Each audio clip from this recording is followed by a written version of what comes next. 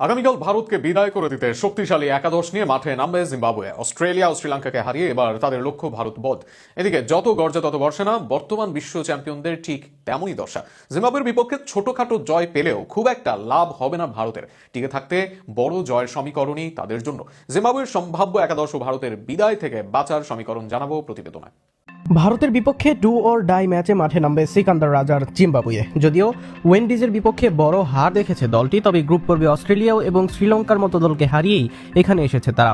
দলের নেতৃত্বে থাকছেন সিকান্দার রাজা। একাদশের বাকি নাম বেনেট মারুমানি, রায়ান বার্ল, মুসে কিওয়া, মুনিউঙ্গা এবং গ্রাইম ক্রেমার। একাদশে টিকে যাবেন Dion Myers, Wellington মাসাকাজ্জা, blessing Muzarabani এবং ব্রাড ইভান্স। যদিও গত ম্যাচে খেলা হয়নি মাসাকাজ্জার, তবে সুস্থ থাকলে এই ম্যাচে মাঠে নামবেন তিনি। তবে এই ম্যাচটি গুরুত্বপূর্ণ আয়োজক ভারতের কাছে। প্রথম ম্যাচে বড় হারের মাধ্যমেই শেষ চার অনিশ্চিত হয়ে পড়েছে সুরিয়াদের। কঠিন সমীকরণের এখন সেমিফাইনালে যাওয়ার সম্ভাবনাই বরং বেশি। সুপার এইটের প্রথম ম্যাচে দক্ষিণ আফ্রিকার কাছে ৭৬ রানের বড় ব্যবধানে হেরেছে ভারত। শেষ ৮-এর এ গ্রুপে আরও দুটি ম্যাচ বাকি আছে তাদের। প্রতিপক্ষ ওয়েস্ট ইন্ডিজ ও জিম্বাবুয়ে। সেমিফাইনালের আশা বাঁচিয়ে রাখতে দুটি ম্যাচেই জিততে হবে আয়োজকদের। এরপরেও শেষ চারে খেলা নিশ্চিত হবে না তাদের। ৮টি দল দুটি গ্রুপে ভাগ হয়ে সুপার এইটের ম্যাচগুলো খেলছে। প্রতিটি গ্রুপের সেরা দুটি দল সেমিফাইনালে জায়গা করে নেবে।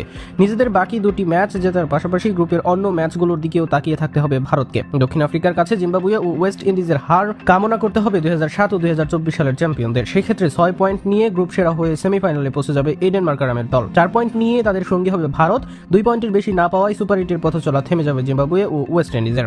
এই সমীকরণ না মিললে, অর্থাৎ জিম্বাবুয়ে কিংবা ওয়েস্ট ইন্ডিজ যে কোনো এক দলের কাছে দক্ষিণ আফ্রিকা হেরে গেলে পয়েন্ট টেবিলের সমীকরণ কঠিন হয়ে যাবে। ভারত যদি নিজেদের শেষ দুটি ম্যাচে জিতে নেয় তাহলে 3টি দলের 4 পয়েন্ট হবে। তখন রান রেটের হিসেব সামনে চলে আসবে। দক্ষিণ আফ্রিকার কাছে বড় ব্যবধানে হেরে ভারতের রান রেট এখন -3.800। এদিকে জিম্বাবুয়ের বিশাল হার উপহার দিয়ে +5-এর বেশি নেট রান রেট ওয়েন্ডিজের। আগামী ২৬ ফেব্রুয়ারি চেন্নাইয়ের এম.এ. চিদাম্বরম স্টেডিয়ামে জিম্বাবুয়ের বিপক্ষে মাঠে নামবে ভারত। ১ মার্চ কলকাতার ইডেন গার্ডেন্সে তাদের প্রতিপক্ষ ওয়েস্ট ইন্ডিজ। রান রেটের হিসেবে উতরে যেতে শেষ দুটি ম্যাচে আগে ব্যাট করলে বড় ব্যবধানে জিততে হবে ভারতকে। তবে জিম্বাবুয়ের বিপক্ষে বিশাল জয়ের লক্ষ্য থাকবে দলটির। যদিও ইনফর্ম ওয়েন্ডিজই ভারতের জন্য এখন গলার কাটা।